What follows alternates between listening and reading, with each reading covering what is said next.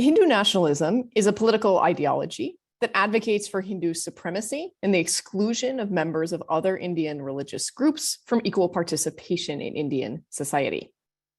It is a fiercely anti-intellectual ideology in both conception and practice.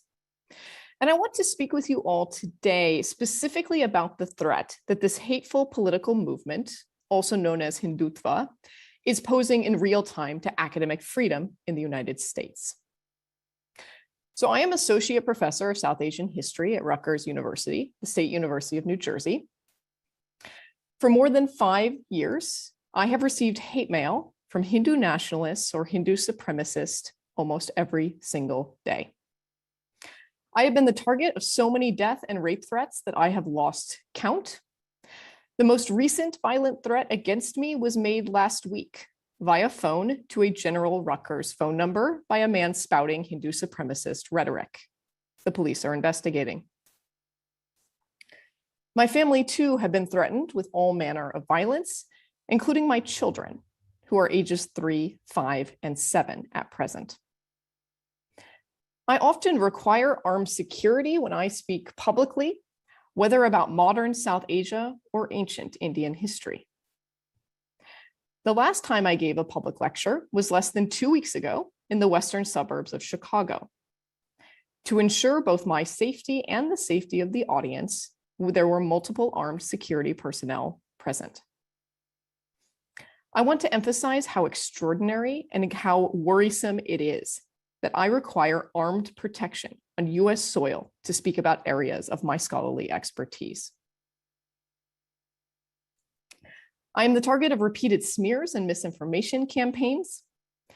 Hindu nationalist groups have tried, unsuccessfully so far, to prompt my employer, Rutgers University, to take punitive action against me. Many Hindu supremacists openly discuss trying to influence the New Jersey state government, elected officials, and Rutgers administrators in order to silence me, a scholar. Some of this harassment has come from overseas, and a certain share comes from the United States. In fact, Hindu supremacists who were born and raised on US soil have taken over a leadership role in the relentless attacks against me in recent months. What have I done to merit such treatment, you might ask? My scholarship explores the truth about Indian history, that South Asia has always been a diverse place where many cultural and religious groups coexist.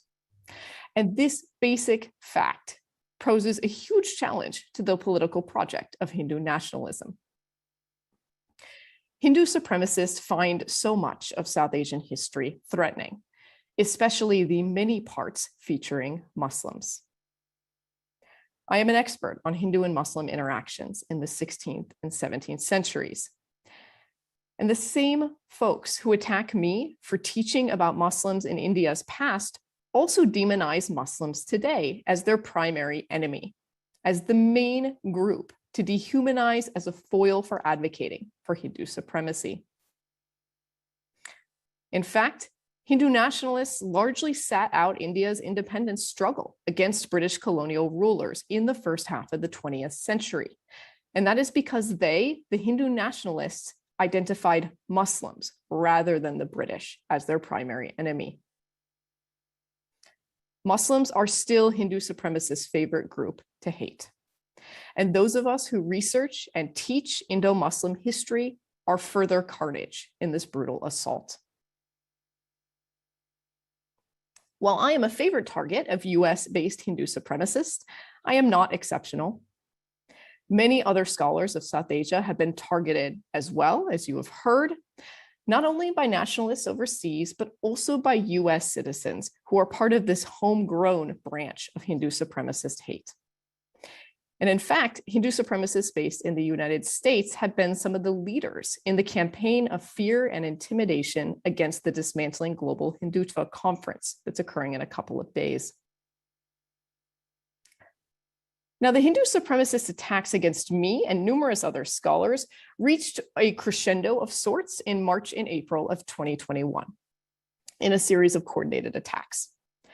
That experience, plus years of enduring vitriol, prompted me and about 20 colleagues to form the South Asia Scholar Activist Collective.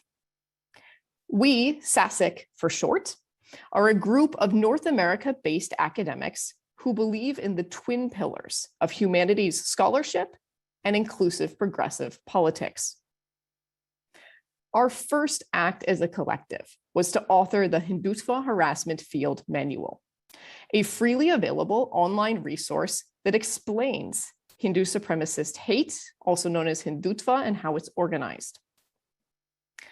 The field manual covers how Hindu supremacists make bad faith claims of bias, trying to hide their bigotry behind the smokescreen of Hinduism, a move that is very offensive to many Hindus.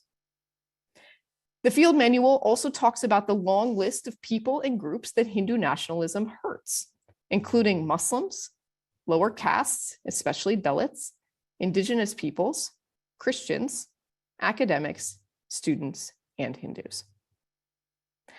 The field manual offers guidance and resources for how to navigate Hindu nationalist assaults for targets, allies, students, and university administrations. As a member of the South Asia Scholar Activist Collective, I hope that this field manual will help others weather these horrific attacks, but we need to do more.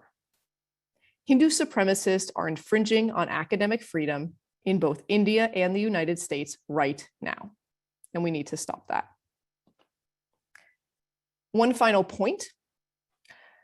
Earlier this year, my research on Hindu nationalism led me to focus on a group that promotes Hindu supremacist ideas in the United States, the Hindu American Foundation.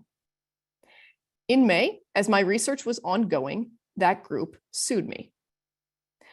The lawsuit is a blatant attempt to frustrate my research and to chill academic freedom for all who study South Asian-related topics. My attorneys have articulated these points in a motion to dismiss that is pending. This lawsuit is the most recent line of attack in a concerted set of pressures that aim to stop scholarly work and to exert Hindu supremacist control over academics. Such goals are, simply put, unacceptable and anti-intellectual. I hope you all will agree that the time is now to take Hindu supremacy seriously as a form of American and transnational hate that threatens the values that we hold dearest. Thank you.